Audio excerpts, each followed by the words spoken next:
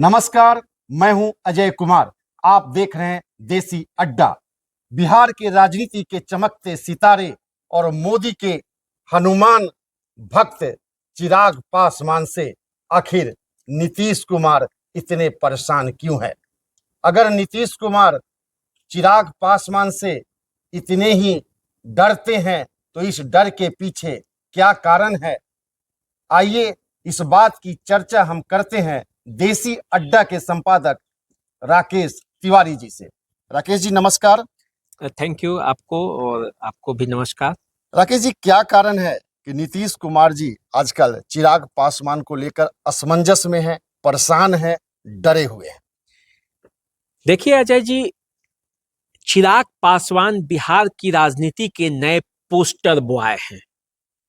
चिराग पासवान एक ऐसे उभरते हुए सितारे हैं बिहार की राजनीति में जो एक गैप जो था उसको भरते हैं। 2020 के जो विधानसभा चुनाव था जी, उसमें चिराग पासवान ने नीतीश कुमार को जिस तरह से पटकनी दी उससे नीतीश कुमार परेशान हो गए और जो तीसरे नंबर की पार्टी बन गए उसके पीछे भी चिराग पासवान का बड़ा योगदान कहे। बिल्कुल। भले वो भाजपा के इशारे पर ही हुआ था लेकिन वो कर गुजरने की कुव्वत चिराग पासवान में ही थी। अब देखिए, आने वाले समय में जब आप बिहार के संभावित मुख्यमंत्रियों की एक लिस्ट देखते हैं तो उसमें चिराग पासवान का भी एक नाम आता है और चिराग पासवान एक ऐसे सधे हुए, एक ऐसे मजे हुए खिलाड़ी के रूप में दिनों दिन बिहार की राजनीति में उभरते जा रहे हैं, तो उससे नीतीश कुमार का डरना वाजिब है। अब देखिए, मैं आपको कुछ बातें बताता हूं। जी, नीतीश कुमार कैसे राजनेता थे?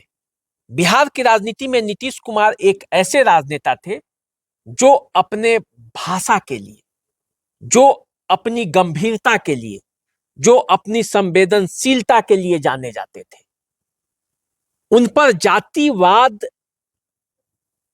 वाली राजनीति करने का आरोप कम ही लगता है। परिवारवाद का भी नहीं है। परिवारवाद का भी आरोप कम है। स्वच्छ है, बिहार को एक नई दिशा में ले जाना चाहते थे।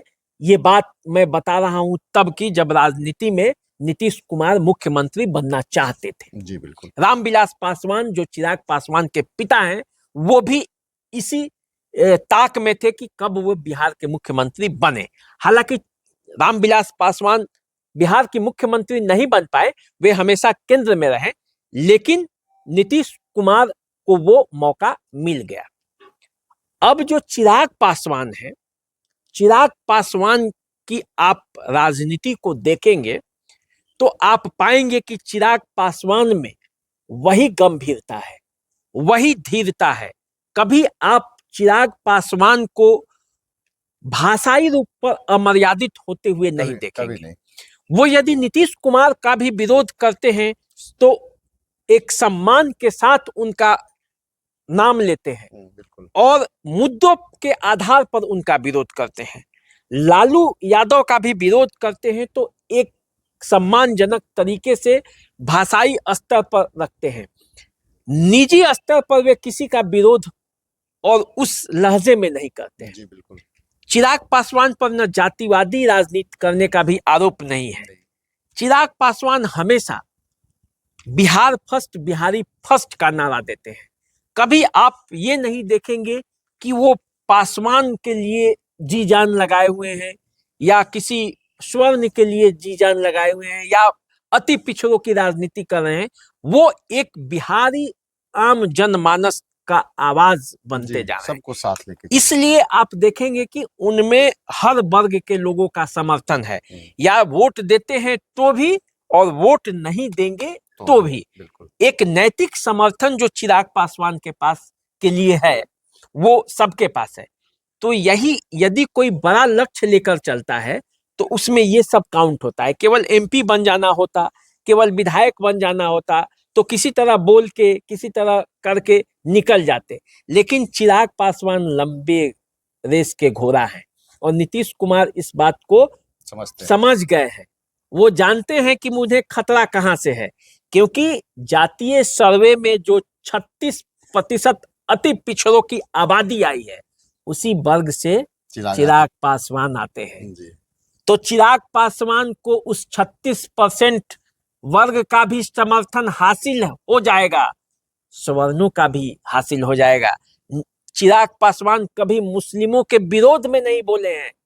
मुसलमान भी चिराग पासवान को समय पर वोट लेंगे, वो हिना साहब के साथ भी खड़े होते हैं। तो इसलिए असली दर्द कहां है नीतीश कुमार का, वो नीतीश कुमार भी जानते हैं। इसके अलावे आप देखिए, चिराग पासवान हमेशा, जब से 14 में उन्होंने राजनीति का जो शिक्षण मारना शुरू किया, उसके बाद आप चिराग पासवान को देखेंगे कि एक गंभीर छवि बनी। क्यों बनी?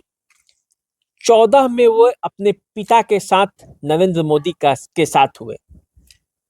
भाजपा से चिराग पासवान बहुत कुछ नहीं ले पाए, भाजपा को उन्होंने दिया है, अपना वोट दिया, अपना समर्थन दिया, अपना नैतिक बल दिया।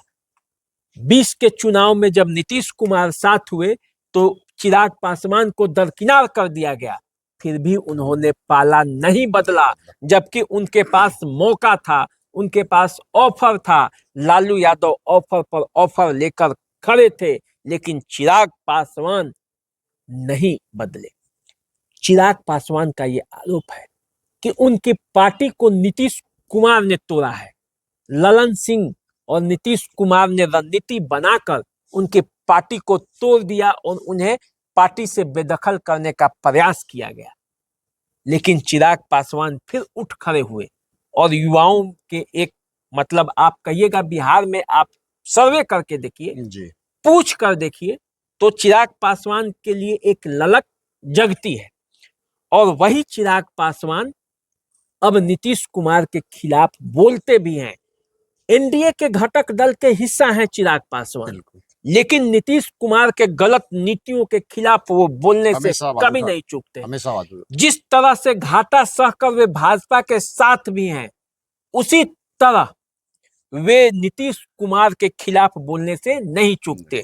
उनके पलटा पलटी राजनीति के खिलाफ भी बोलते हैं। उनका आरोप है कि बिहार के जो विकास में जो बाधक बने हुए हैं, वो नीतीश कुमार की नीतियां हैं, क्योंकि वो कभी भाजपा के साथ और कभी लालू यादव की पार्टी के साथ मिल जाते हैं, और यहीं से अदला बदली का जो खेला होता है, उसमें बिहार का विकास रुका हुआ है। बिहार यदि मजदूरों की फैक्ट्री है, तो इसके लिए दोषी लालू यादव और नीतीश कुमार दोनों समान रूप से हैं, क्योंकि 18 साल नीतीश कुमार के भी शासन करते हुए हो गया। तो चिराग पासवान जब ये बातें उठाते हैं, तो बिहार के लोगों के मन में एक कहीं ना कहीं से ये चिराग पासवान के प्रति एक ललक जगती है, और चिराग पासवान के प्रति एक सहानुभूति भी होती है। तो यही सब नीतीश कुमार के डर का कारण है, और ये डर नीतीश कुमार को चिराग पासवान का विरोधी बना के रखी है। इसीलिए नीतीश कुमार एनडीए में रहते हुए भी चिराग पासवान को नहीं झेल पा रहे हैं। वो चाहते हैं कि चिराग पासवान किसी तरह से वो दूर छिटक जाए, लेकिन चिराग पासवान भी इस बात को बाखूबी जानते हैं कि 2014 से जो उन्होंने जमा पूंजी राजनीति में अपना जमा किया है, उसका जो फल खाने के लिए उन्हें थोड़ा धैर्य और रखना होगा, और वे धैर्य के साथ चल रहे हैं। तो यही नीतीश के डर का सबसे बड़ा कारण। तो राकेश जी, अंतिम सवाल, एक तरफ जहां चिराग पासवान एनडीए गठबंधन के मजबूत स्तंभ है, उसी तरह दूसरी तरफ नीतीश कुमार का भी डर स्वाभाविक है, क्योंकि जो पिछली चुनाव की बात करते हैं आप विधानसभा की, उसमें भारतीय जनता पार्टी के एंगेस्ट में चिराग पासवान जी का एक भी कैंडिडेट खड़ा नहीं हुआ। वहीं दूसरी तरफ नीतीश कुमार जी के कैंडिडेट खड़ा करके लगभग 45 से ज्यादा सीटों पर चिराग पासवान ने झटका दिया है। तो इस बार का जो खेला होगा वो क्या होगा? देखिए, मुझे जो लगता है खेला इस बार भी होगा। लोकसभा के चुनाव में आप क्या सोचते हैं जनता इतनी आसानी से नीतीश कुमार को पचा लेगी? जो बीजेपी के वर्कर हैं ये नहीं जानते कि नीतीश कुमार कब पलटी मार देंगे। तो यकीन मानिए मैं एक आपको बड़ा बात बताने जा रहा हूं, हो सकता है लोकसभा के चुनाव में नीतीश कुमार को गच्चा भी खाना पड़ सकता है, क्योंकि चिराग पासवान और भाजपा के जो कैडर वोट है वो कई सीटों पर भाजपा के साथ तो खड़ी होगी, लेकिन जहां से जदयू का कैंडिडेट उनके मन मुताबिक नहीं होगा वहां वो वोट नहीं करेगी। इस बात को आप लिख कर रख लीजिए, ये चुनाव के परिणाम बताएंगे, क्योंकि उन्हें डर होगा कि कहीं नीतीश कुमार को मजबूत किए तो ये फिर भाजपा के लिए ही घाटे का सौदा न बन जाए। तो ये एक असमंजस बनी हुई है नीतीश कुमार को लेकर। नीतीश कुमार को हालांकि इसका फायदा भी होने वाला है चुनाव में, लेकिन इसके लिए बीजेपी को बहुत मेहनत करना पड़ेगा। इतनी आसानी से बीजेपी के जो कैडर वोटर हैं या जो बीजेपी से सहानुभूति रखते हैं, जो चिराग पासवान से सहानुभूति रखते हैं, वो भाजपा वाले सीट पर तो भाजपा को वोट देंगे, लेकिन जदयू वाले सीट पर खेला हो सकता है। इस बात को आप गारंटी मान के चलिए, और तब बिहार का जो ये लोकसभा का सीट है वो घट भी सकता है, दाव उल्टा भी पड़ सकता है बीजेपी का। तो ये एक समझने की बात है, और इसके लिए बीजेपी और जदयू और चिराग पासवान ये सब अपनी अपनी रणनीति भी बना रहे होंगे। इंतजार कीजिए, समय आने पर ये पता चलेगा।